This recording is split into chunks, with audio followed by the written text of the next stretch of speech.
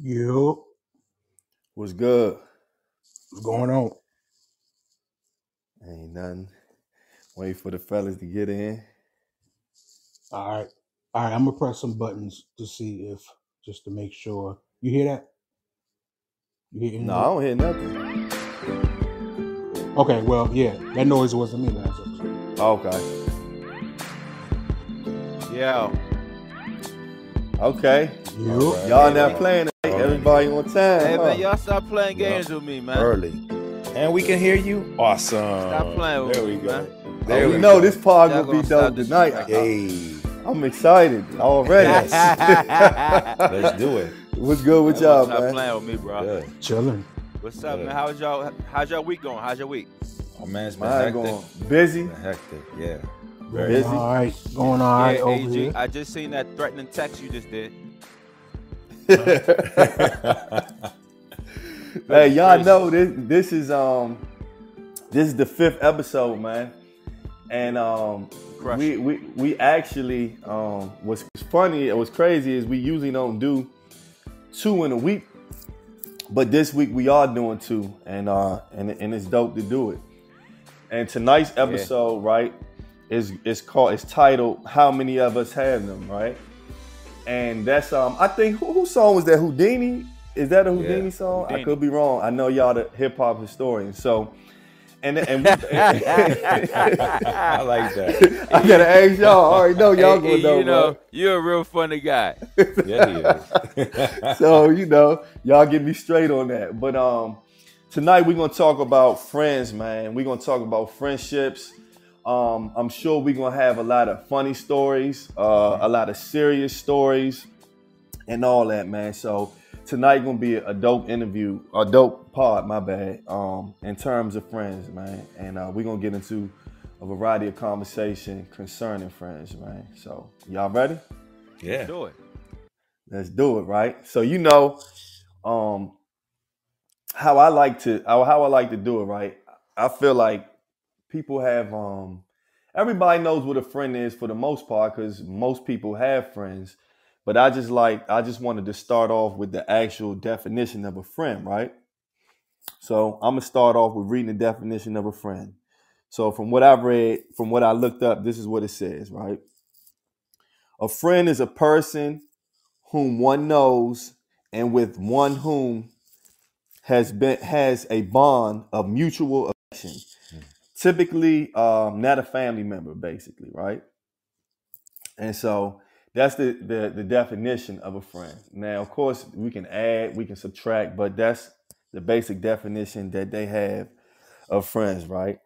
And so where I wanted to start off is I wanted to kind of go like almost like in a chronological order from when we were young all the way up to where we are at in life now, right? And by doing that, the first question that I was going to ask, and I'm gonna let AG start it off, is that my first question is, did you have a lot of friends growing up, right? And when I say growing up, I mean back in like elementary school. You know Right. what I mean? And I know that your background or where you grew up is a little different from Yeah. because you started Puerto Rico, right? Right. So born Right. and raised, but what's interesting with me is, I was born in Puerto Rico. A lot of things started happening out there that my mom had me leave Puerto Rico, and we ended up here, right in the area. And funny enough, one of our mutual friends was one of my first so-called friends, if you will, because as kids, you don't really have friends like that, right? But I had a lot of friends in Puerto Rico that one day to the next, I had to leave Puerto Rico, and I lost contact with them for a majority of them, right? Because obviously, there's no way to keep in contact. So having to start all over again here, not knowing the language, it was hard. You know what I mean? But I picked up quick, learned the culture quick. A lot of my friends were, from where I lived at in Southern Towers in elementary school. So it was cool like that. You know what I mean? Like I had some friends growing up in elementary school, but that language barrier and that culture barrier was difficult. I gotta True. admit. True. T Streets. Like same question. Friends as in, when you let's like elementary school age. Elementary. I would say yes. I had a lot of friends. There was a lot of kids in my neighborhood, so I grew up with a lot of friends. Um, on my block alone, there were probably 10 of us. It was 10 of us on our block alone. On my block alone, one of the houses had like I want to say they had half a dozen kids. So 6 of them came from one house. Right. So yeah, I had a nice little bunch from that before preschool to kindergarten, first, second grade. You know, as far as being at home, I had a nice group, and that's not even to name the ones that were a block or two away. Okay. All right. Trey, did you you know, your younger years, elementary school, do you feel like you had a lot of friends? So we live like a real transient like lifestyle. Like we moved around a lot. You know what I mean? So I would have a set of friends. We might move uh to a different spot. I'll have friends there, right? So my sister and I, like, we always had to like start over for like a large part of our younger life, right? I'm gonna say when I left the New Jersey, New York area when I was about 14, that's when I started like having like a real stable, like some stability, like literally like. But before then, it was so much moving and bouncing around. I would have a little set of friends, but then I'll move again, right? All right. So I had a little here and there, but it was like scattered out, if that makes sense. Bet. So for me, for me it's the same as T Streets, right? I grew up in a big neighborhood, man. And when I think about elementary school age, I would say I can't say, you know, we super young at that age. And yeah, I had classmates and stuff like that. And I guess if you in school, you know, the only time you really are going to see them is at school or birthday parties and stuff like that. Right. So I would say I did have a lot of friends. I guess I could say I had a lot of friends or a lot of classmates, I would say. But in terms of friends outside of that, maybe not that many at that time. But as I start playing basketball and all that type of stuff, I grew to have, you know, more friends and stuff like that. But but my question now, right, when I was young, right, I was going to ask, did you have a crew name with your friends? You know how like when you're young, you know, like all y'all together, y'all have a crew name. So for me, right, I had back when I was back then, right, I can remember that I made a rap group in my neighborhood, right? Yes, sir. And the name of the group was E.R. Everett and the Get Fresh Crew. Okay. Oh, And all right. and it was like a few kids in my neighborhood who was like they wanted to be in the group and stuff like that, and we wasn't doing nothing for real, but it just jogged my memory back. You know what I mean? Like to people having little crews. AG, did you have a crew or wasn't really like that? So you know, going back to it, and your guys are taking me back, man. In Southern Towers, all of us were pretty much immigrants or from other countries. So yeah, I guess, you know, we had a crew, you know, and it was like all ages. And I'm usually the youngest one. I was always the baby out the crew, but no name. And I'm sticking to that because I don't want the Rico to run up on us. So. Nah, I feel you, man. Yeah. We've been waiting on you. They're getting everybody nowadays. Hey, T, I can guarantee, I got a feeling I don't even know, but I know you had a crew name for your friends, bro. Well, that happened a little older, like that preteen age when the crew name started. We called ourselves the Neutral Crew because we called ourselves the Neutral Crew, or we'll claim Westovers because that's what they called our part of town, Westovers. But my guys that I hung with tight, we were the Neutral Crew because we were cool with the Project kids.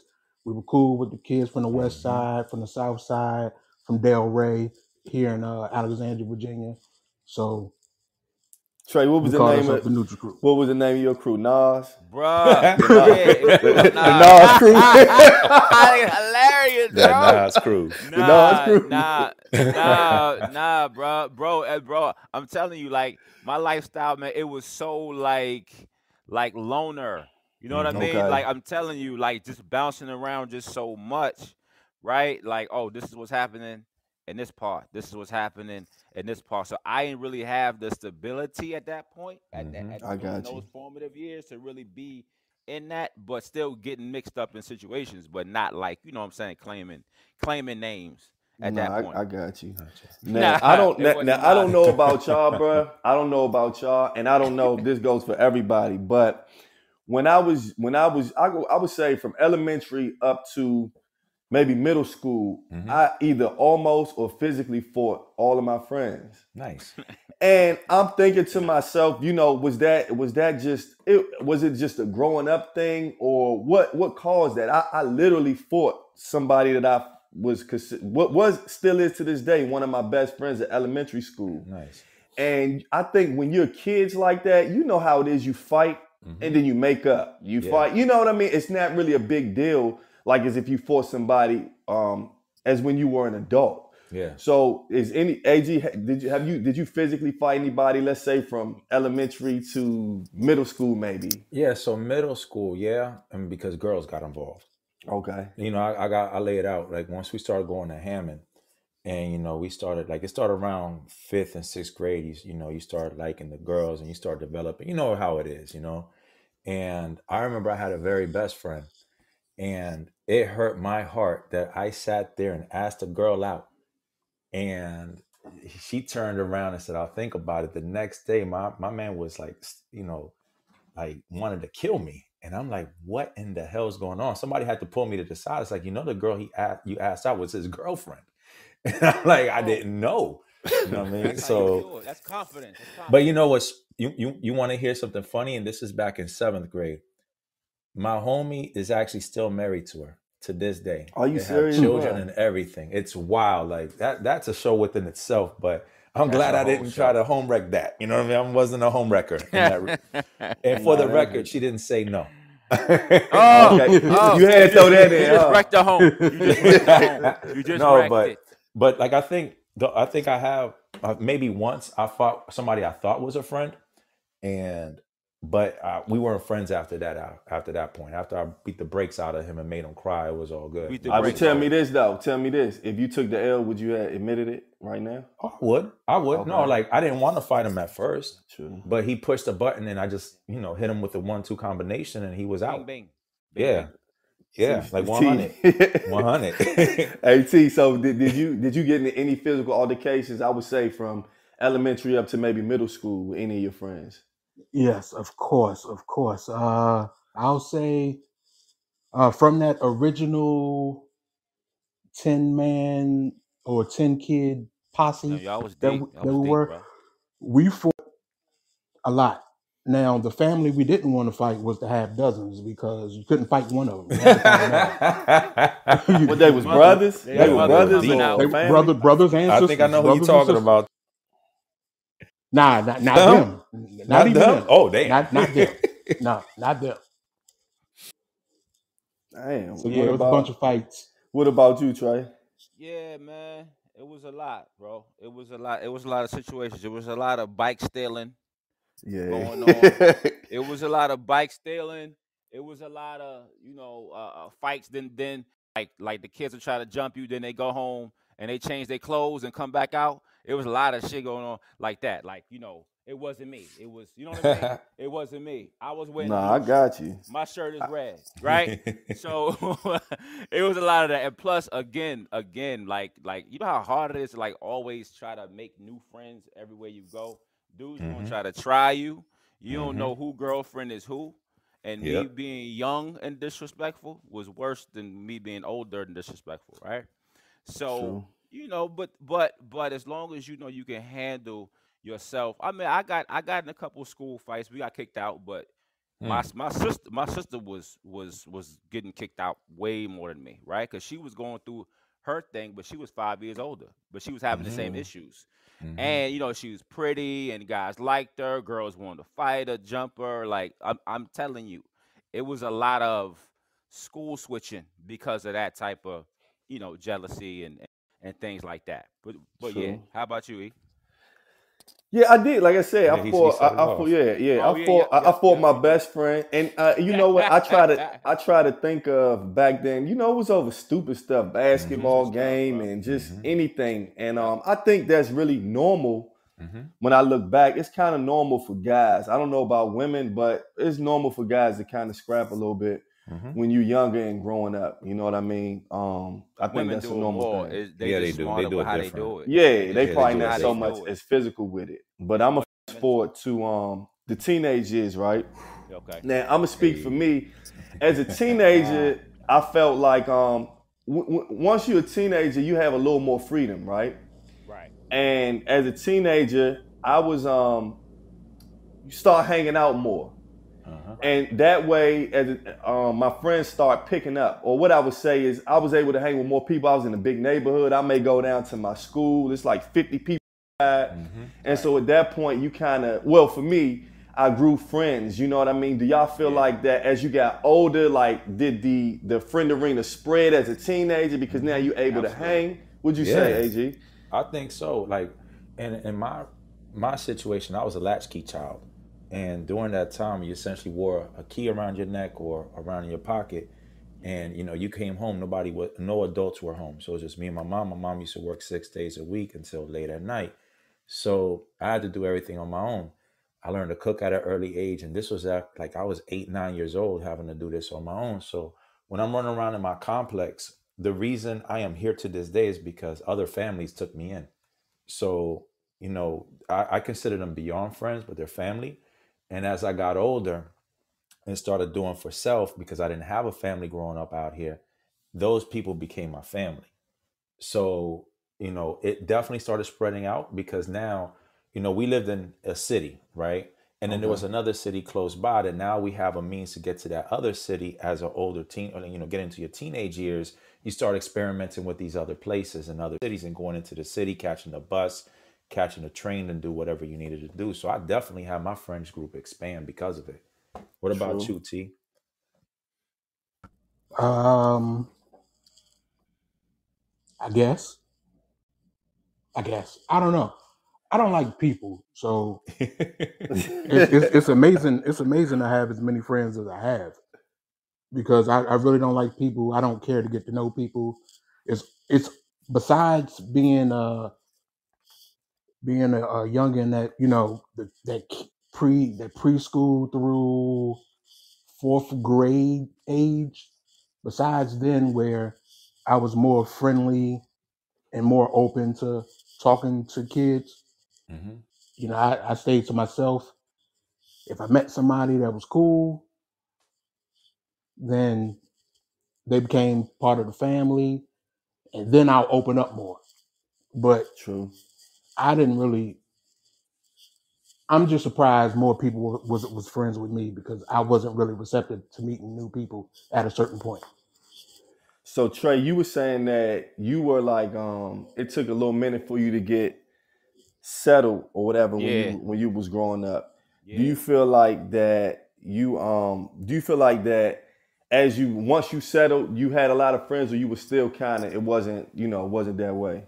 Once I moved to Alexandria, I really started to get some stability, right? And so I was over on the west side, started going to Minnie Howard. That's when I really felt like I had like some stability. So yeah, so um, started just what I mean through sports. That's how you get introduced to a vast amount of people quickly. So yeah, man, just meeting guys. I really wasn't too fond of T at first, as you could tell, right? But Oh, anyway, at least you so okay. you know what I mean? Yeah, he wouldn't give me what I needed from out of the little restaurant. But we're gonna talk about that later. But So go go ahead. ahead. No, go Yeah, ahead. yeah. So yeah, so yeah. So my friends, my friends' vibe started to really kick off, man. Like as far as like stability, right? Because I was so used to just bouncing around. But definitely ninth grade. Ninth grade, I started to meet guys, hang out with guys. You know what I mean? Music definitely, pulled you in, started hanging out, and definitely sports. True. So now I'm gonna start asking more of the serious questions, right? Mm. And the one I'm gonna start off with is we talking about friends, right? But I want to know like what is a good friend to y'all, right? And there's different levels of friendship. Like AG, what do you think constitutes being a good friend? I think being a good friend is being mindful of whatever somebody's going through, thinking or feeling, right? It's not somebody that you have to communicate with on a daily basis, but you at least know, they're doing well, and you check up on every now and again if you're not in the best communication. And I'll tell you this, there are people that I can go without speaking to for 6 months, a year. True. And, for whatever reason, right? Because life happens, and then you Right. pick up the phone and start talking. Like the last conversation didn't end. Like no It's time right had back. passed. It's right back. Yeah. It's right back into it, right? And I think that to me is what being a friend is being there for someone, being mindful of that person. Like, oh, I have, let me check up on E. Hey, E, how are you, man? I know we've been doing a lot. You good? T, Trey, what's going on with this? What's going on with your family? Things like that. Genuinely caring for a person's well-being without wanting anything back. You know what I mean? I think that's a true AG definition. is he's a master check up on her guy. Like he'll no, but I appreciate it, right? But he does that. Like he's not just saying it, but he definitely embodies that, right? So I wanted to add that. I wanted to give you a little pat on Well, the you back might for as well jumping in. go. Appreciate you, I mean, Trey. what do you think? Me? What do I you think think constitutes a real friend? I just think, yo, man, just being honest, being empathetic, right, to what somebody might be going through, even though you might feel a certain type of way. One of my favorite quotes is, no no matter who you meet, they're going through their own battles too, right? So even though you might feel a certain type of way, that's your man or that's your sister or whoever, Mhm. right? Just learning that lesson of empathy. I think also being a great friend is being relatable, right? And also the biggest thing is being a great listener, not being so quick to give an answer, right? But you want to hear the person out. And that's what it is. A lot of times people need to vent, right? And True. so, right, and then you got to give them time. So Yeah. I would say being empathetic, relatable, reliable, and also being a Mhm. great listener. You know what I mean? True. Would you say T Streets? I'm not going to repeat everything they just said because I agree with that. But True. Appreciate it. a key thing that I look for, somebody that's willing to check me when I'm wrong, or when I'm wrong, when I do something wrong, whatever. If I'm just flagrant, somebody that's willing to check me, but still have my back, maybe in public have my back, check me, That's or Yeah, mature it though, or is. you bro. Yeah. or you can check me in public. I don't mind being checked in public, depending on what it is. Yeah. For someone that knows me enough to know when to check me in public and when to do it in private. Bro, that's mature. Cause Yeah. I now Gotcha. what I would say, I don't hear too many people say that. Like, use the word that you use, like, I don't mind somebody checking me. A lot of times as guys, we had so much bravado that, you gotta be real, you had to be AE. real mature to Alpha say that, man. males. Seriously. Alpha Right, males. right. No, but I I don't feel have that that though. problem. And you know what though? But seriously, like you have to that's part of being mature. To me, I feel like what constitutes being a real friend. See, I feel like that you don't really get to see how much of a friend someone is until you go through certain things, Until you right? go through it. Mhm. So it's easy for me to say that I'm your friend if we just talk on the phone, right? It's easy to say that I'm your friend if we just chat. But when I'm going through something, will you pull up on me, right? You know what I'm Absolutely. saying? Like, to me, being a friend means that you're going to have to sacrifice. So sacrifice comes with being a friend, in my opinion, being a real friend, right? And I'm gonna get into a little story about I'm gonna get into a story about a friend of mine, right? Real quick story, right? Real thing. And I'm gonna tell you what I feel where I was a friend. It's not like to my own horn, but I'm gonna tell you a time where I felt like I was tested in being a friend, right? Mm-hmm. And I had a friend, and this was maybe when I was like, I don't know, maybe like 25, something like that. One of my best friends, and he was going through what they would call spiritual warfare, right? Mm-hmm. And for those who don't know that, I'm not gonna get too heavy on religion and anything like that, but it's called spiritual warfare. And I was working at the mall, right? And he would come up to the mall, and when he would come up to the mall, he would say, man, he would tell me like all these things that are wrong with the world, like, this is going on, that's going on, and I'm like, yeah, I'm listening, but I'm like, okay. So he's telling me like, man, I've been reading the Bible, man, I've been reading the Bible, and he was smoking and reading the Bible, right? So he would get high and then read the Bible, right? And that's a different type of combination. That's what he was doing, and so. One day we at the gym and at Run and Shoot. This is a gym that was in Forestville. And we get to the gym and we were lifting weights. And when he came in, I'm looking at him, right? But it looks like I'm looking at someone else. And he's like, man, I bet I can lift more weights than you. And I'm looking, I'm like, he don't never act like this. You know what I mean? I'm like, okay, cool, right? And now I'm looking at his eyes. His eyes are real glossy, so I don't know if he's high, but he just acting a little weird. So we lift the weights. Later on that night, we leave. His brother calls me, and his brother is like, hey, E, what's going on, man? And I'm like, what you mean, what's going on? He said, man, Kelvin is at my house, and he's banging on my door. And I'm like, be banging on your door. I said, man, I don't know what's going on, man. We lift the weights, we listened to some music, and then we left, man. So the police, his brother was so scared to answer the door that the police had to come. And the police grabbed him, and the police came, his father came, they could not restrain him, right? So when he told me the story, I'm like, dang, maybe he was smoking PCP or whatever. Right. So I would see him again, right? And no. So then we fast forward. So one night we're going to the club, right? We're going to go to the club. And this is crazy. This is the crazy part, right? We're going to go to the club and we're playing Madden. And while we're playing Madden, he gets up and he starts writing. He starts writing, right? And so I'm like, bro, what you writing? He said, man, I'm writing what's going to happen tonight. And I'm like, what? He said, yeah, I'm writing down what's going to happen tonight. So I'm like, now I still don't know what's going on, right? But I'm a little younger, so I'm not trying to zone into it, but it's weird to me. We step outside, and when we get outside, it's a full moon. He looks up at the full moon and just starts staring. I'm like, okay. So we get in the car, right? We on our way to the city, right? And while we're driving, he said to me, is there anything in this world that you want? Now, this is so random. I said, I don't know, man. He said, well, it's going to happen tonight. He turned his face and started driving. So in my mind, I'm like, is he about to drive us off a bridge? Like, now I don't know what's going on. Seriously, because I'm like, hold on. Now it's getting crazy now. So I said, man, I got to use the bathroom, bro. I got to use the bathroom. He said, what you mean you got to use the bathroom? I said, bro, pull over and let's go to a gas station, man. I got to use the bathroom. So we get to a gas station.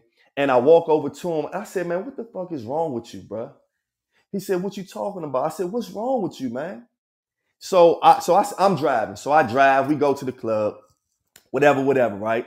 We get back, and long story short, he ends up going on this tangent of fighting this man and doing all this stuff. He got locked up or whatever like that.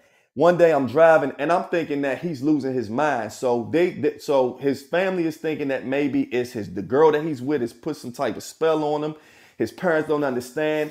I'm thinking that maybe he got schizophrenia. I don't know what's going on, right?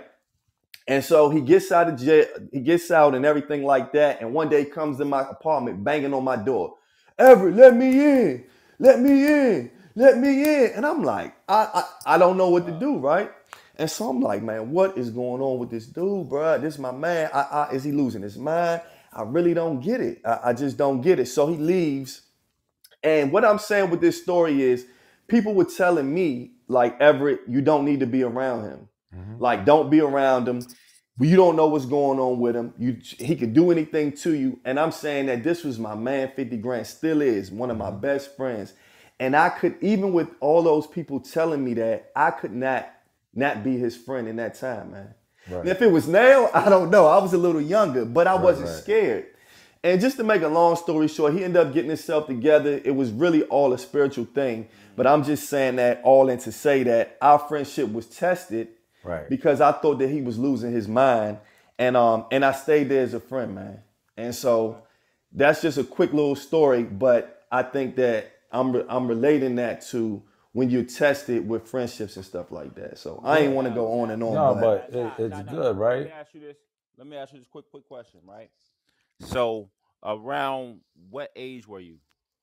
I was around 24, 25. Okay. I was thinking that you was like way younger than that, though. Yeah. When you was 24, 25, bro. Yeah. Okay. Okay. So from your age now, how would you feel if your brother or your son was in a situation with a friend like that, and you knowing what's going on, right, in real time? How would you move with that? I'm gonna be honest with you. If that happened to my son and it was now, I would tell him probably the same stuff that everybody was telling me. But let me say that, That's even crazy, bro. Yeah. But here's the thing, right? And that's what you said about being a friend and being there for him, right? When it's not cool to stand with someone because he's going through it. So I think that's the definition of a friend, because it almost puts you in harm's way when you were in that car and they were driving, or he could have done anything. But you were there, you know what I mean? That you were loyal. And that's something that me and Trey were recently talking about, because it's like, is it wrong? Because now the in thing to do is, if somebody doesn't line up with the way you're moving or thinking, is to cut them off. Okay. Right? Yeah. But then, like, I asked Trey this, I'm like, bro, you think it's bad that if someone's moving a certain way, that we just distance ourselves from them? Don't you think that that's really when they would need us the most? You know what I mean? Like that balancing act, right? Of saying, knowing when it is that, all right, this person's going through it, and it seemed like you were there and you never treated him different, even though others around him, because he was going through it. We all go through it, right? In different variety or degree, but you were there. You know what I mean? And I'm pretty sure, if you ask him today, he will tell you, yo, you at least were there for me when no one else was there. I was, bro. You know what I mean? Bro. But it's that balancing act, because where we are in our age, do we accept that? Like when Trey asked you that, he was like, if that was your son, no, because you're at a level now where you're the father. Yep. You know what I mean? So it's different, right? It's like once you hit a certain level, certain things you can and can't accept from people, which is wild. For sure, bro. Now, T, I'm gonna ask you this specific question, bro. And I'm gonna ask everybody: when has there ever been a time where you had to decide not to be friends with somebody, like cut off a close friend because of a situation? Yes. Okay. I'll say we can start around the 8th grade years. My neighborhood friends started smoking weed, started selling dummies or fake crack. They didn't have curfews, so they were out all night. I had a curfew, but my mom worked overnight, so if I wanted to stay out, I could have stayed out. I went in the house. I stuck to my curfew and everything. And during this time, they were doing stuff I really didn't want to do. So it was like a balancing act. At the same time, 8th grade is when I meet our mutual friend Junior. So I meet him in 8th grade while this is going on in my neighborhood. And Junior becoming close, even though first day of school, 8th grade, him and 2 other guys, they tried to jump me. They tried to jump me. That's wild. Oh, boy, laugh. I'm just saying. We got to talk to Junior about this. And this is from my point of view. He always says they weren't. It was the little guy. It was just him. But nah, it was all three of them. The little guy was the ringleader. He was the ringleader. The little But guy. I say that to go back to my neighborhood friends. As a couple years passed, things are happening. We all had pagers. One of my Mhm. neighborhood friends stole my pager. I didn't know it. Mhm. Shit. I didn't know it until like a year or two later, where I'm with them. I'm over one of their houses, all of us together, and one of the guys says, I'm the one that stole your pager. Then all of them start laughing. They all start laughing. So I'm like, you know what? I'm over the pager being gone. I'm over it. So I didn't even get mad to where I wanted to do anything. I just knew that, oh, I can't be around these guys like I used to. This friendship isn't the same anymore. Mhm. True. Right. I was building with Junior in school. He introduced me to Reek and my Mhm. man Setzer, and we Hey. became a 4-man crew at that time. We became the Goodfellas by the time we got to 11th grade. Crew That was name. our crew All name. right. Crew name, the Goodfellas. All right. So, T, I'm gonna ask you: have you ever had Trey? My bad. Have you ever had to like cut off a friend, I bro? mean, yeah, because like it's just throughout different parts of life. You know what I mean? Put the mic close to you. Yeah, I got Yeah. you. I got you. Yeah. Like throughout different points of your life where you understand that you're trying to go in a certain direction, right? Like I had to cut off people like in my 20s. You see what I'm Mhm. saying? Like Yeah. you you a older cat. I'm hanging around with the older dudes, and Mhm. we out doing, you know what I mean, not so fantastic things. You know what I Mhm. mean? True. And waking up feeling like, hungover, whatever, right? And so, but nothing crazy. It's a lot of friendships are really like seasonal, right? Mhm. But True. Yeah. just because you know that person or you grew up with that person, a lot of times we feel like we're obligated, right? But if the energy is off, a lot of us, we still get in that car anyway. Then shit happens, right? We go Mhm. True. over that house anyway. And then after stuff happens, people like, damn, I knew I shouldn't have. You know what I'm saying? I shouldn't even have been Yeah. around. Da, da, da, da, da. Mhm. So like naturally, and that goes back to me when I was younger. Like it wasn't a problem for me to be, with myself for, more so, right? Like making my own decision. So yeah, but I think that that's a part of growth. True. It doesn't have to be because something traumatic happened. You know what I mean? And like you are looking at this person, and this is not where you trying to go. Without being disrespectful, you just you know what I mean. You just answer the phone less and less. Mhm. True. You know what I What, mean? what about you, AG? Have you ever had to cut off a friend? You know what I Yeah, mean? so I wouldn't. I thankfully I've come close. Where I've kind of distanced myself when people they're doing too much, right? And you tell them, look, the way you're moving, I can't be around. I can't co-sign because now you're getting me in trouble, and I got too much going on Absolutely.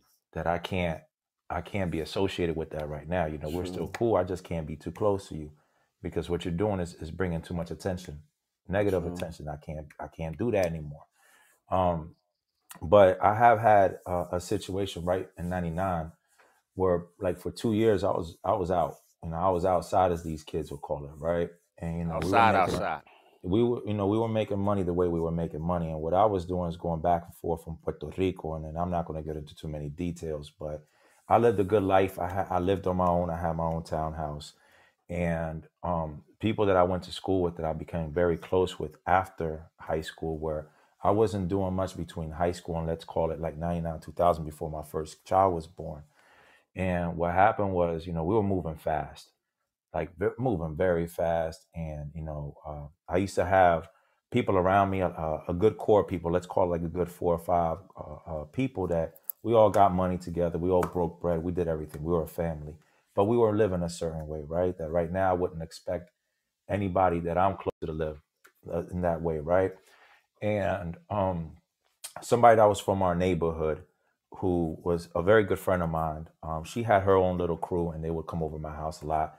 Ended up, my best friend and her ended up, getting together. They have a child, right?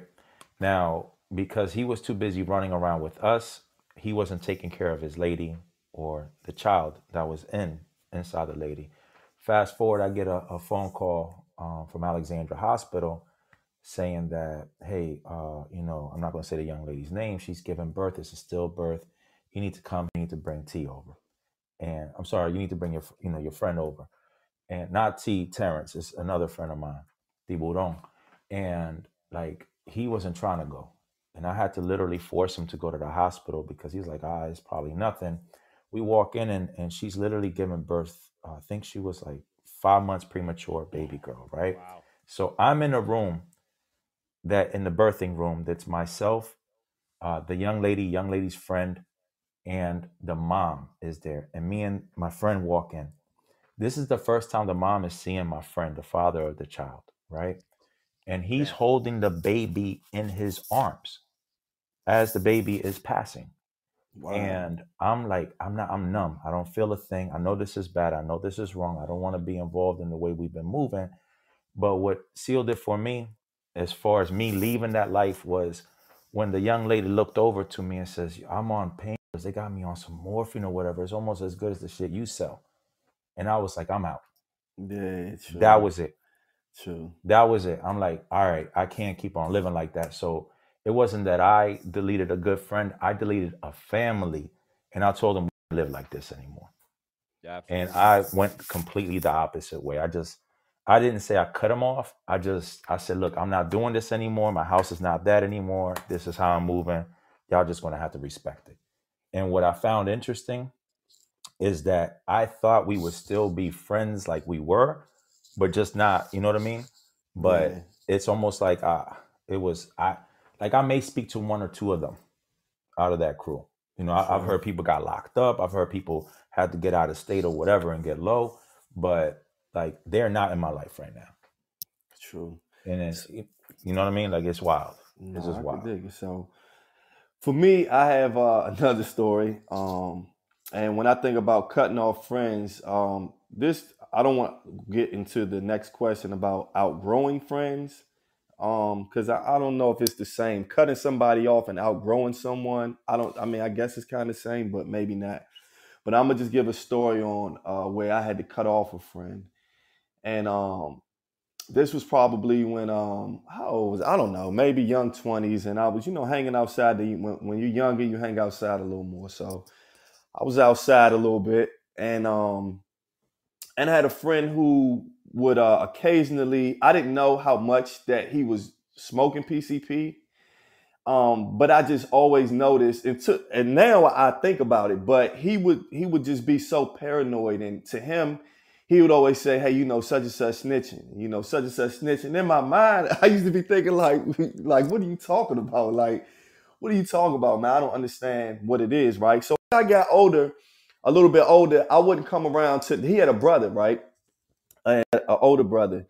And I didn't come around as much as I used to because I'm working. And so I would just stop past, which reminds me, I stopped past the neighborhood. I learned to not do that no more. But at that time, I would just stop past just to see, how everybody doing or whatever. So one day I get over there, I stop past his house, and he's telling me about one of my other friends saying like, such and such, don't like him or whatever. And I know that's one of your good friends.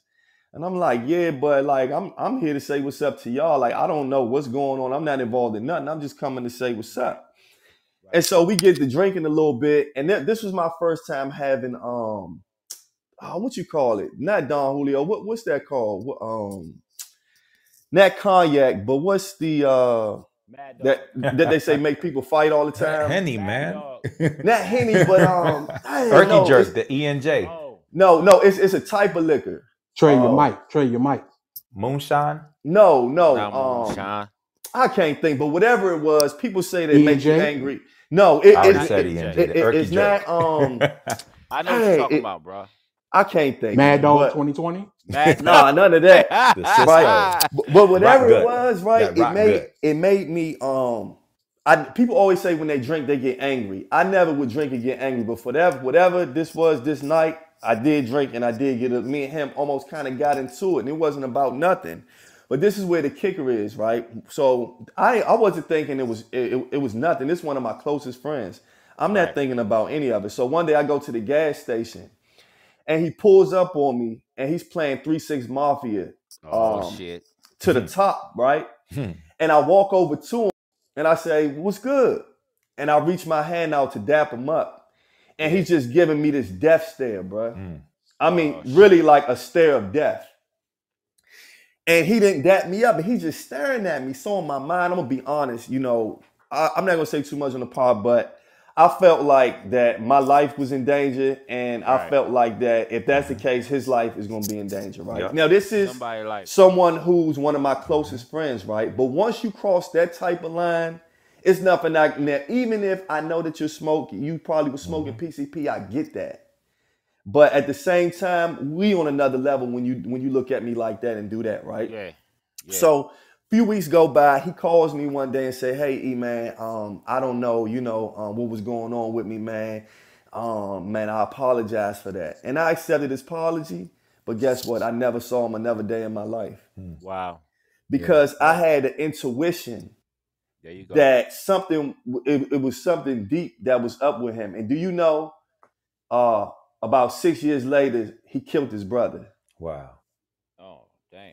So the feeling that I had of the way he was staring at me, that could have been me. You understand? Right. You know what I'm saying? And so that was the time where I cut off a friend, and I felt blessed to have the discernment to do that. You know what I mean? Because I could have took it like, "Oh, he tripping. That's still my man. This all good," and go back around it. No, what I felt and how he looked at me, I never have seen him again a day in my life, man.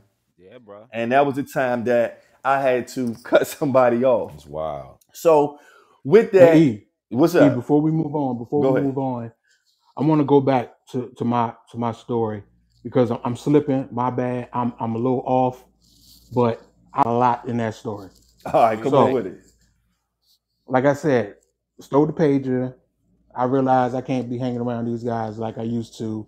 Start hanging out with Ed, Reek, Setzer. Now, the kicker to this is they all live on the opposite side of town. They live on the opposite side of town. All the different sides of town beef during school year. Like they're cool in the summer, kind of sometimes, but during the school year, everybody's beefing. So I got a lot of flack for not being around the neighborhood guys or bringing the guys from the west side around, or when they came over to pick me up or whatever. And nobody really said anything to my face, but you hear the whispers. You hear the whispers. There was a few guys that would say, "Hey man, look, you gotta do what you gotta do. You don't want to be on that time, do what you do. I ain't mad at you. But so-and-so saying this about you. They calling you bitch ass this, da-da-da-da, So, it was hectic because I also had a bad temper. So some of these guys, I wanted to say something. It took a lot for me to be like, you know what? It's cool. I'm going to let them talk. I'm going to let them do what they do, feel however they feel. But I was choosing a different route. True. And, and today I'm still rolling thick with three of the original, or two of the other three guys in the original crew. So how many years is that of friendship? Let's see. I don't know. You know what? Because I started smoking weed in that 20-year-old range, numbers, the dates. Yeah, I'm terrible with that. I just round it off. I'll be like 20 years, man. I don't know the exact. Years. But from 8th grade on, basically. From 8th grade on. It's a long time. I got you. So So now I'm gonna get to the question about. I guess it's kind of the same as cutting somebody off, but I believe outgrowing someone is a little different than cutting somebody off, right? Mm.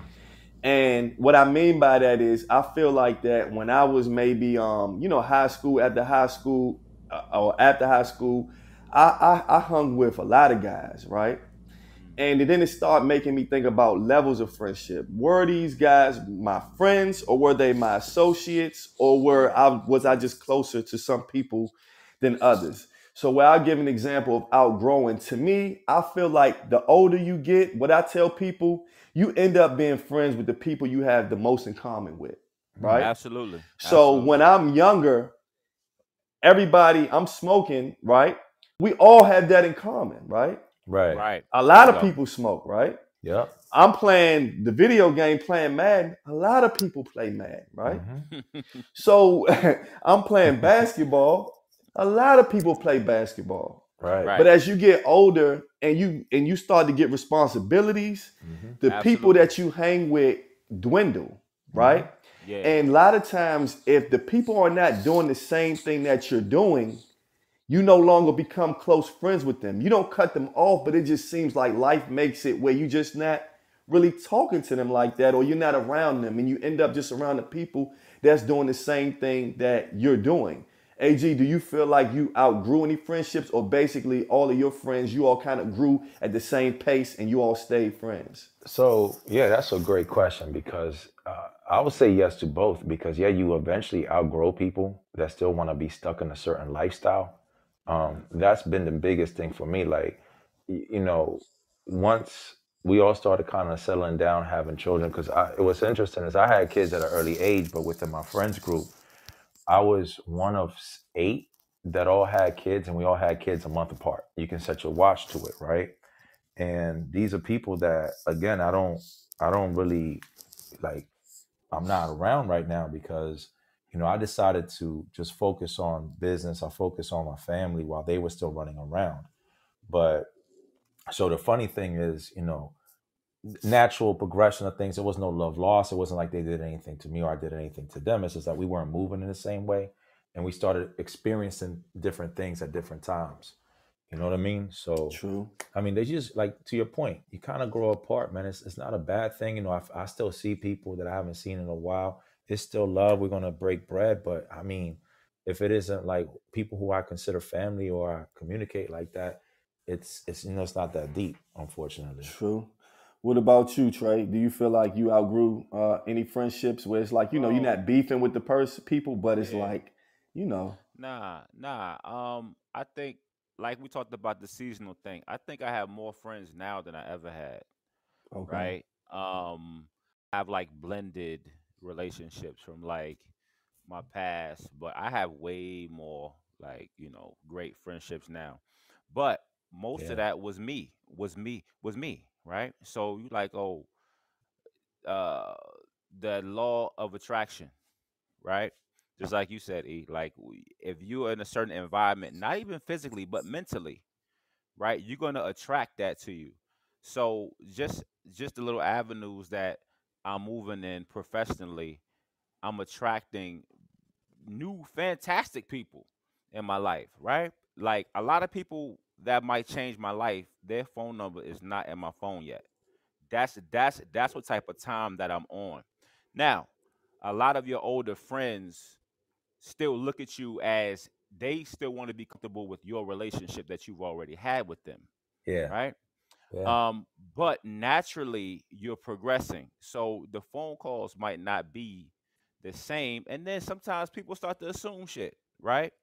Um, Based on the person's mindset. But me personally, bruh, y'all know me. I'm Mr. Positive, right? Yeah. I'm Mr. Positive. I try to be the greatest relationship person, period. So if I'm on that mindset and you and I, if our energies are not matching, that's cool. I've known you for a long time. I love you. You know what I mean? You need something, you call me.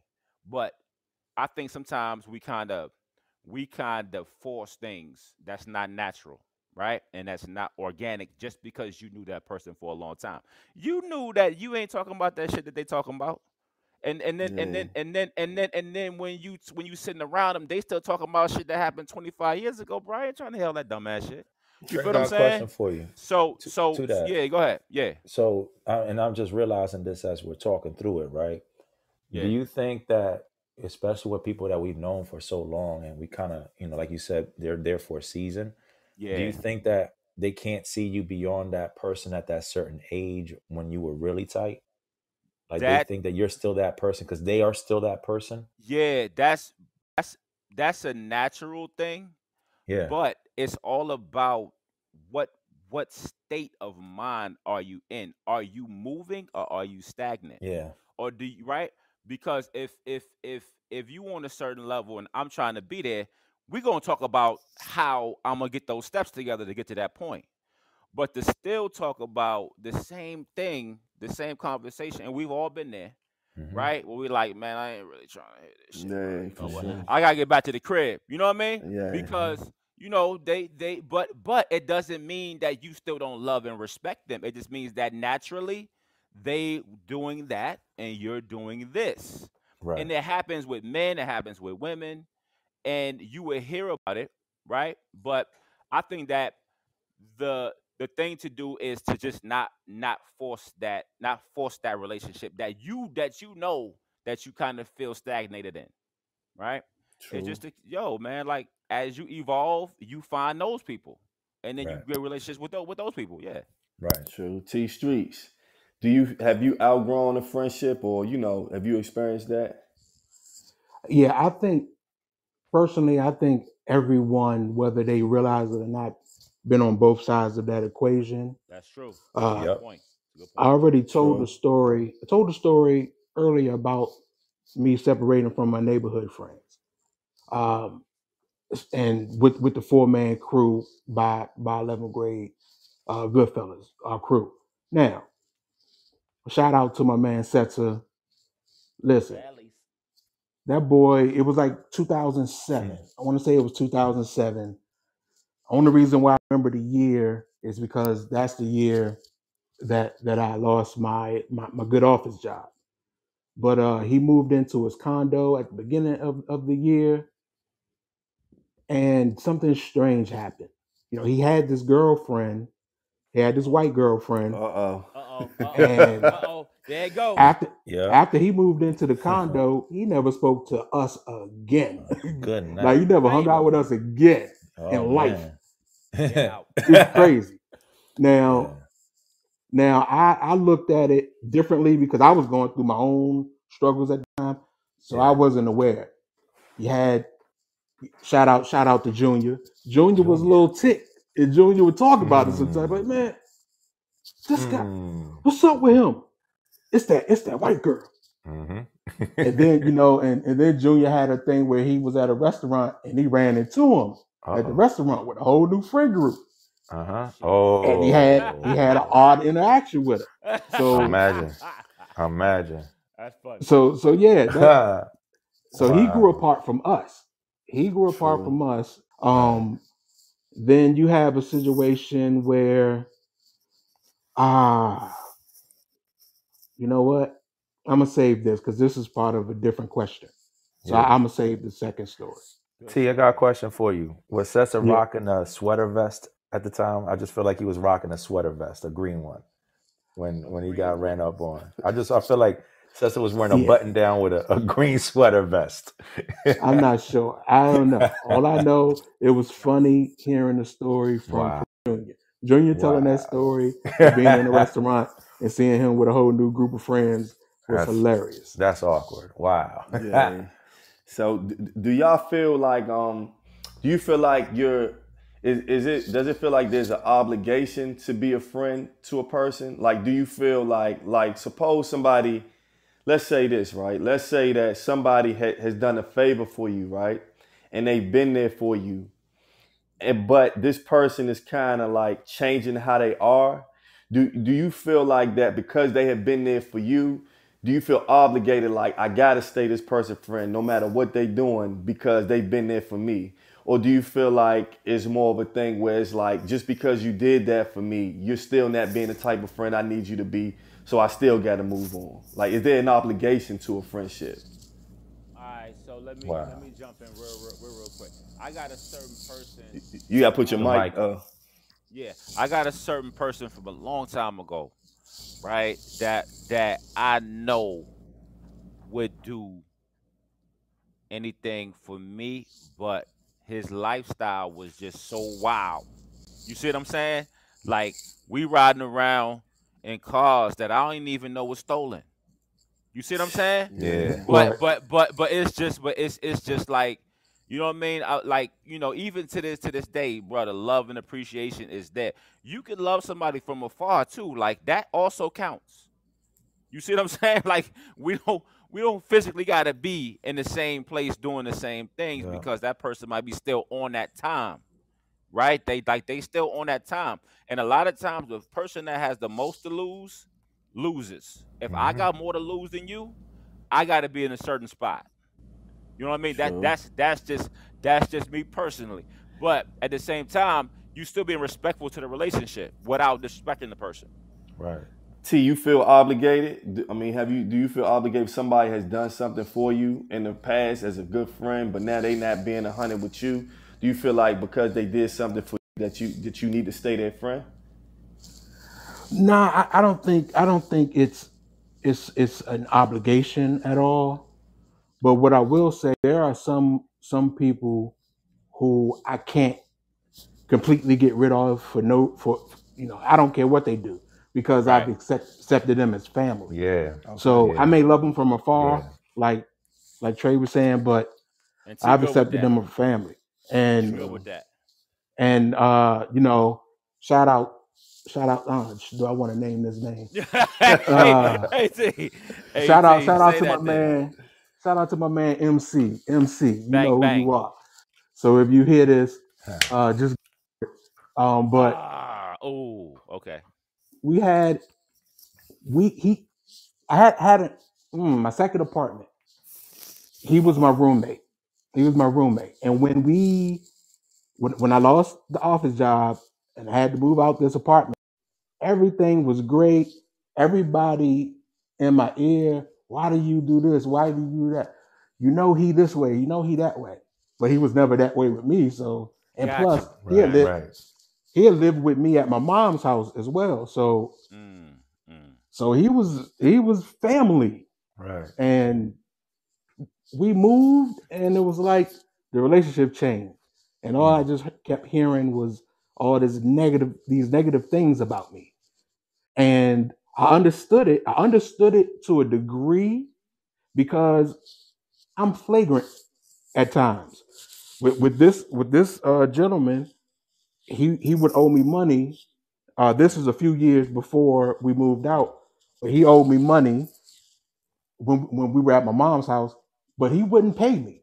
And every week he's buying shoes. I'll get you Oh next week. shit. Get Oh you shit. that. So I don't play that. You're gonna pay me back. So what I started doing was, okay, since I gave you a lot of time to start paying me back, not even ask for it all at once. So what I started doing is going down to his job on payday Mm. and making sure I got Oh, my you money. weren't playing, Debo. And No. Hey, bruh. it was embarrassing because They his weren't. whole, everybody laughing. Oh, he deboing you. Da da da. He here on payday. He won his money.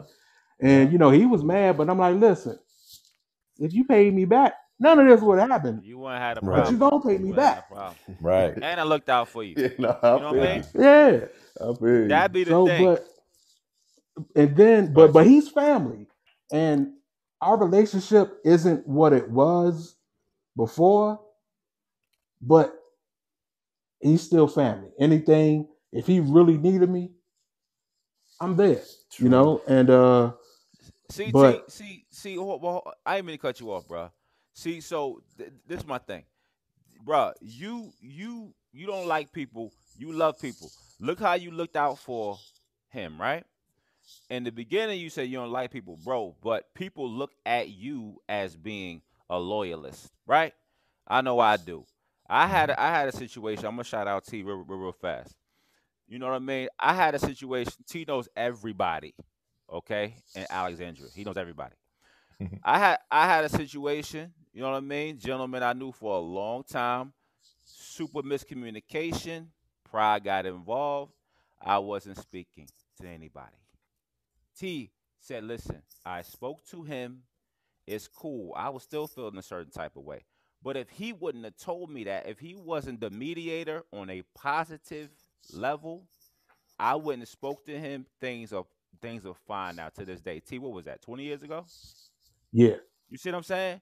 So your impact is the reason why things didn't get super weird after that because of the closeness of me and the person, right? Who and that person, I love and respect that person. But that gets into the miscommunication, right? And the things that you don't say are much more important than the things that you might say, right? So, but that comes with maturity. True. But you being who you are, as far as like, look at, bro, you look past shit. I won't look past. You see what I'm saying? But that's me, and that's you. So But go ahead. see, Uh oh. you Uh oh. say Here you goes the say butt. that, Here goes the butt. Here goes the butt. but but then there's this other side of me. There's this other side of me, I'm shocked and at that. I'm a quote one of my favorite rappers, Joe Button said it best. Oh shit. I got another side I never showed to you, the side where everybody is disposable. See, relationships are never a threat because I'll erase the history and act like we never met. Okay. This is the other side of me that has come out more recently since September 22nd, 2017. I cut off 3 people cold turkey just because I feel like they crossed the line. Yeah. Okay. I've never spoken to them again. They don't know that I'm just never going to speak to them again.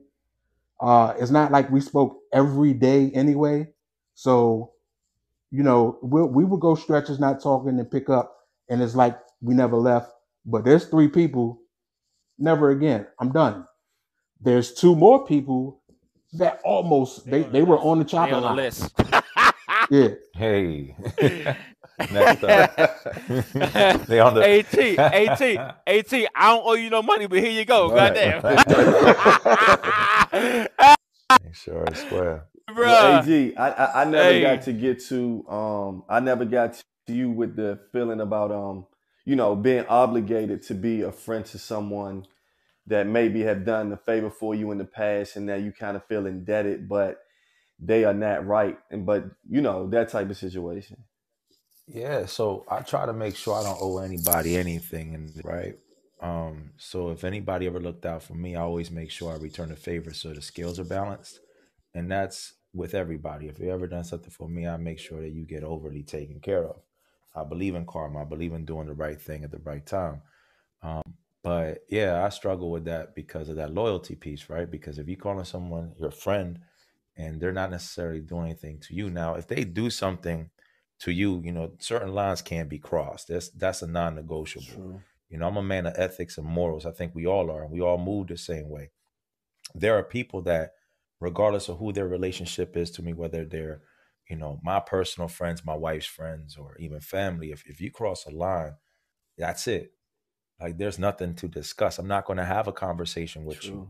True. If I find that you to carry yourself a certain way, I'm not going to do that tennis match with you. I'm not going to go back and forth with you. You don't exist, and that's how we're going to carry it.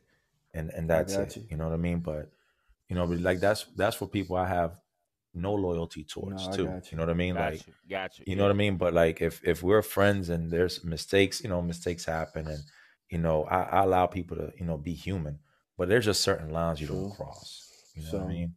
And once that line is crossed, there is no going back. You don't put back a spoiled milk, that sat out too long in the refrigerator and expect it to be fresh again. so, So But is look, that based on?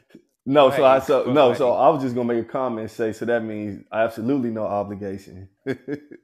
Yeah, I yeah, feel you. fuck Yeah, that. I don't owe yeah, anybody anything. yeah. I'm with you on man. that. I'm with you. Go ahead, Trey. I ain't mean to cut you off. Nah. So I was just trying to clarify what AG was saying about now. Were these close friends or were these more like the associates? Are the associates easier to get rid of or cut off or more disposable than the long time So that's The a long great time. question, right? I find myself, I'm blessed enough to say that those people that I actually have had a long relationship with, like I have friends and in my investment group, there are a few Right. people on there I've known since Southern Towers day, like the complex days when I was in Okay. elementary school. I'm blessed in the sense that I've maintained a lot of great relationships over the years back in Puerto Rico or here. Yeah. But, there's different degrees, you know what I mean? Like I'm thankful to say I've never had anybody super close to me cross a line. I'm blessed in that respect. But I You also lucky. wouldn't allow anybody that close to me that doesn't have certain ethics, you Yeah, dig, or so it's don't not move a even gonna certain get way, there or don't speak a certain way, you dig? Mm, Especially the older we're getting, we have to be selective on who we use that for word friend sure, with. for sure. So, that's a good point. so this will probably be one of the last questions, right? And as men, men are known not to really communicate like that, at least to women. You know what I'm saying? They'll say that we not, good communicators, right? But I'm Mm, speaking more men toward men, right? And mm, the question that I have is, and I'll just say this with this part, we try to bring, we talk about topics, but then we try to bring resolutions or just advice or just and with, something positive that you can really come away with right. when you listen to us. And my question is, if you have an issue with a friend, especially where we are now in life, what is the best course to resolve it? And when I say issue, it could be anything. Just an issue, period, man. Like, what do you feel like, or what advice would you give to someone that is having an issue with a friend? And this is There you go. strictly, males to resolve the issue. Dope. You know what I mean? And I'm gonna go with Trey first. Oh man, I ain't go first. That's all good. Nah. So that's a loaded question, bro, because it's like things are so situational, right? And it's just like you never know like how one of your friends might have always looked at you, right? You don't know if they have great communication skills. You might assume that they had it, right? And so what you will want is if it's an issue, you would me personally, I would want to know that it's an issue first, right? But don't assume that I know what's going on, or don't assume this, because that makes me feel like, damn, you didn't have me in high regard like I thought that you had, right? And things get kind of messy. But still, at the same time, it's situational because you don't know what that person is going through mentally, right? And you can have so much love for people, bro, and you can show it to them, and they'll still take that shit like, man, get the fuck out of here. Like they're not gonna say it to you, but they'll feel it, right? They're not gonna say it. Most people, they just show it. They're not gonna really say it. They'll say something but act a different way, right? And so what I would just say to that is a lot of things takes patience and time, and that's gonna let you know if the relationship is even worth it, right? Yeah. True. Don't wait, don't, bruh. Keep walking, like keep moving on what you're doing. If it's meant to work out, that shit might come back around 2 3 years from now. Who knows? But I can tell you one fucking thing, though. I can tell you one thing. One of my best friends, bro, on this planet Earth, on planet Earth, bro. I'm the godfather to his son. Things happen with him personally, right? I'm gonna make this real fast, but it's very very important. Known him since college. Fantastic, beautiful person, bro. Great career. Everything was going great for him. From my point of view, to him, drama, right? The conversations were so fun at first, then they started to change where we weren't really even talking, and it wasn't because I didn't want to talk to him. It's because everything I was talking about was the opposite. He had the opposite feeling of it. I say the sky's blue, to him the sky's gray. When it's actually blue, right? I'm not gonna argue with you. Fast forward. He has a child. I'm the godfather to his child. Baby mama drama. Fast forward. COVID. He's in a hospital. He didn't call me at all because of the communication wasn't like it was. It wasn't on my part. I'm still reaching out. It's just the conversation just got so negative. I can't do the negative. I can't wake up and see my kids and see my wife have this great life and then get on the phone with you and just fall to that negative, right? So he catches COVID. He calls everybody but me. I'm his son's godfather. He calls everybody but me. I know because he was thinking he was gonna go in, come right back out. His girlfriend calls me. I didn't even know her. She calls me. He's in the hospital.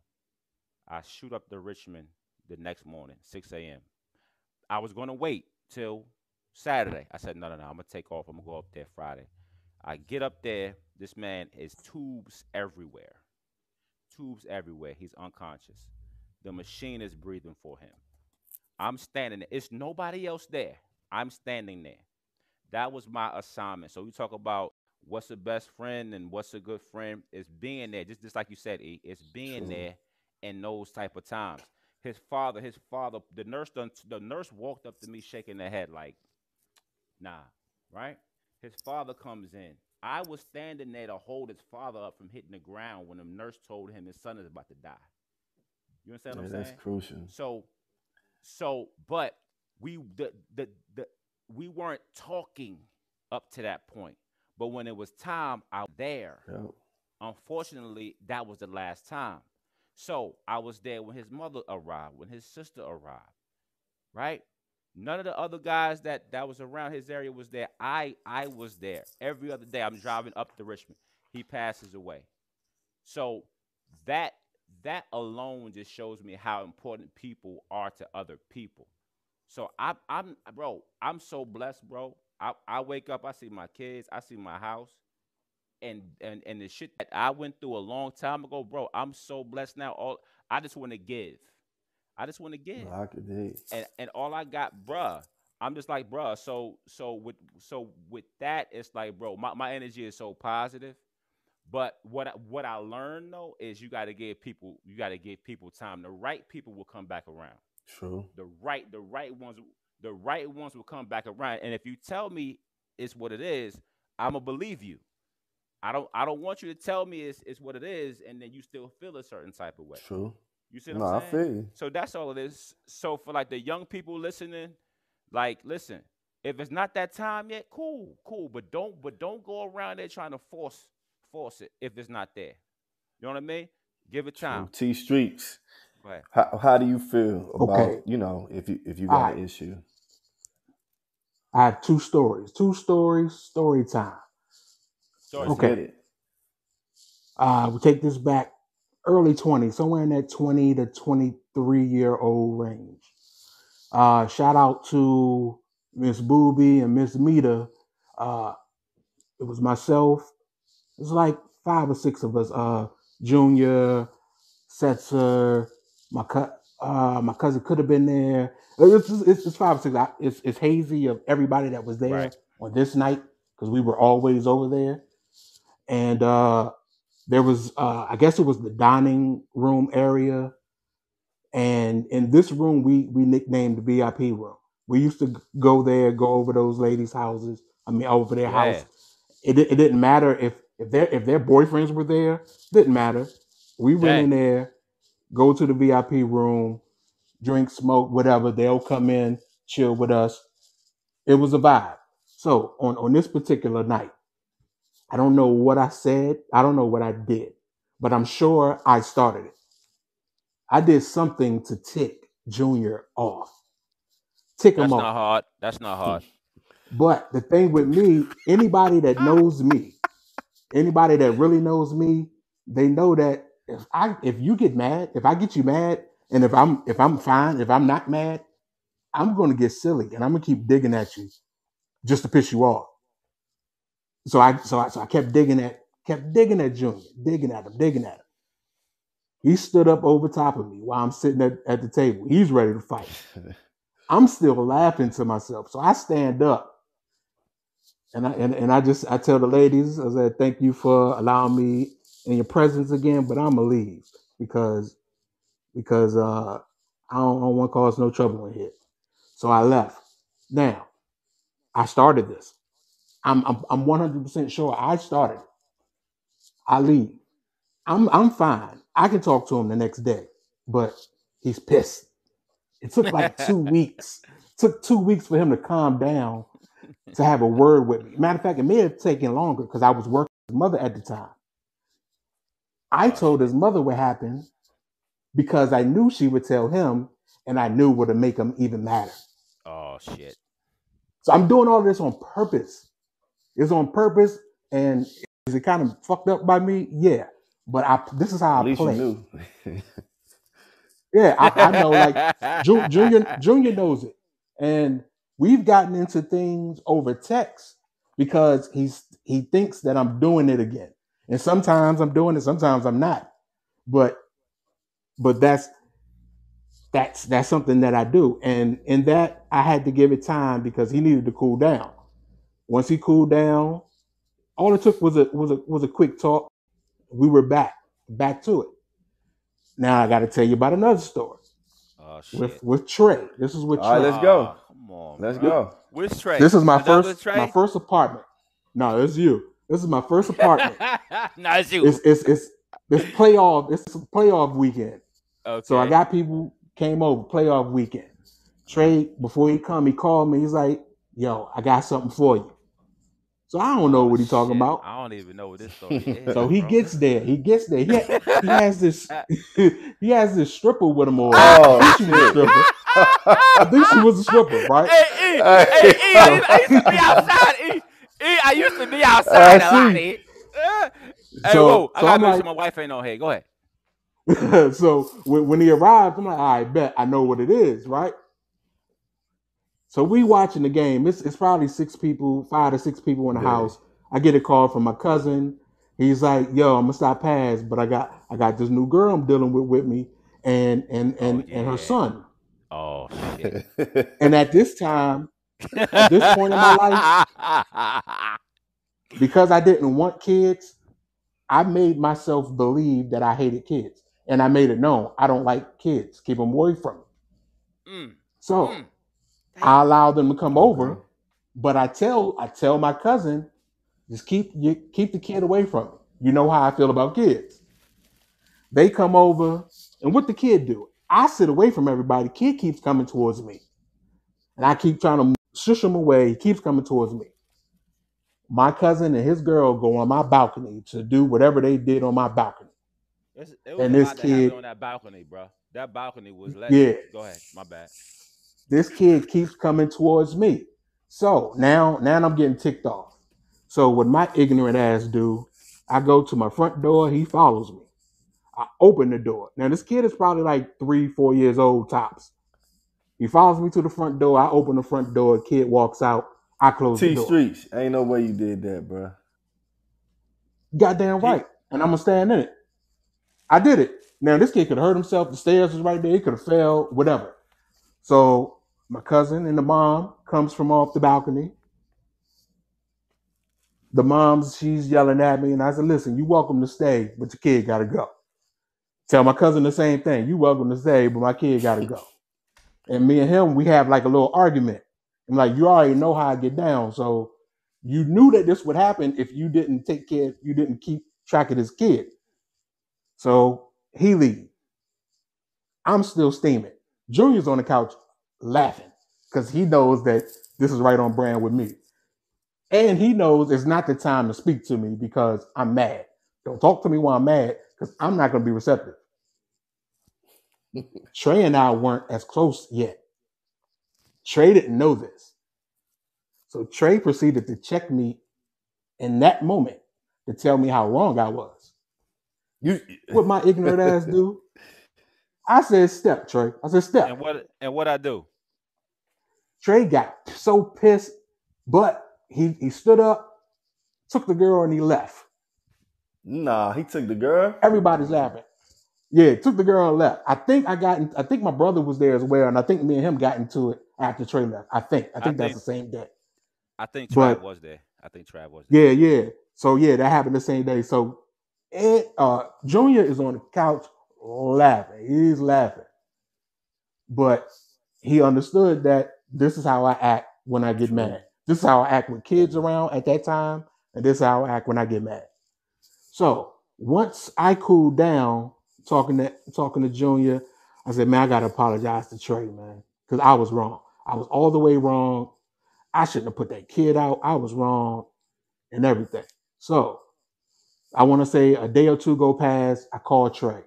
Apologized to him for what I said to him and for what I did in his presence. And Trey, he accepted my apology, but he checked me. Okay. Now, while he's checking me on the phone, I'm smiling because I love it when my friends check me. And that was the beginning of our bond really started. It started from drama. And him checking me. That's where the bond started. Yeah, bro. That's dope, bro. To my surprise, Trey didn't hold a grudge because Trey holds some grudges. Bro. I got a degree in grudgeology, but that was a moment where you see it's easier when the person understands like what they did. And bro, I've been there 10,000 times. You understand what I'm saying? So I'm not I only know through experience. But when I got checked by like older men who like whooped my ass. So I had to like listen. You see what I'm saying? So it's just that, bro. And like I knew like you were a much better person than that. You were just in a mindset and you just reacted to something. But that's not who you are in its totality. You see what I'm saying? For sure, dog. Yeah. You know what the surprising part of the whole story? What? The mother of that child forgave me. Like 2 weeks later. Because she know her kid was bad as shit. Yeah, you were. 2 weeks. Look, 2 weeks later, I get a call from my cousin talking about meet me at the Denny's. I go to Denny's and he with her. And I'm like, oh, man, I'm about to hear it. But she was like, you know what? My bad. Your cousin told me that you didn't rock with kids like that. So we shouldn't have went on about it. Like she started apologizing to me. So I'm like, no, I shouldn't have done that. I'm apologizing to her. And it was cool. Like that was surprising to me because I didn't think I wouldn't have forgave me. Nah, if I was her, not knowing me at all. And you know what? That's a story of communication, right? And my last question was, if you have friends and you have an issue, what's the best course of action? And I believe that the best course of action is communication. And if you do have an issue with a friend, sometimes what we'll do, we'll tell another friend, and then that friend tells another friend, and that friend tells another friend. But what we don't do is talk to each other as men sometimes, right? And sometimes that's hard for men to do. But if you do have a situation with one of your friends, the best thing you could do is talk to that person about it, because a lot of assuming starts to happen after time goes on. And now you're assuming one thing and your friend is assuming another thing, and both of y'all are off. And all it took was a simple conversation for you all to get everything squared away and maintain a healthy friendship. And I'm going to keep it right there, man. Bro, you crushed that, E. You crushed that joint like you was reading off of Nah, it's just real, man. Communication is everything, man. Yeah, bro. Communication, bro. And miscommunication can wreck a lot of shit. For sure, bro. Man. This was a dope pod. A dope pod. That was hard. That was hard. As I say on each episode, if you like what you hear, please follow. Please subscribe. The pods are on YouTube. We have them on Spotify, Amazon Music. Our IG page is the Rec Room Pod. If there are any topics that you all want to discuss, want to hear us discuss, just let us know. You know what I mean? That's what we're here to do. Fellas, if y'all got something, let me know. And if not, go ahead, T. Nah, I'm good. We can wrap it up. True. We see y'all in a minute. To the next time. Peace.